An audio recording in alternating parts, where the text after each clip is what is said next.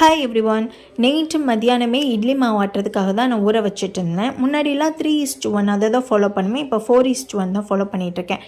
ஏன்னா இது இட்லிக்கு ரொம்ப நல்லா இருக்குது அப்படின்னு சொல்லிட்டு 4 பங்கு அரிசி 1 பங்கு உளுந்து கொஞ்சம் வெந்தயம் ஊற வச்சா ஈவினிங் டைம் அரைச்சிட்டு நைட்டு புளிக்க வச்சுட்டேன். காலையில் சூப்பராக மாவு ரெடியாக இருந்தது. ஸோ சூப்பராக ஒரு இட்லியை ஊற்றி வச்சிடலாமே, இன்னும் நல்லா இருக்குமே ஃப்ரெஷ்ஷாக அப்படின்னு சொல்லிட்டு அதை பண்ணிட்டேன். தொட்டுக்கிறதுக்கு கறி தான் பண்ணியிருந்தேன். என்னென்னா மஞ்சள் பட்டாணியும் பொட்டேட்டோவும் போட்டு பண்ணியிருந்தேன்.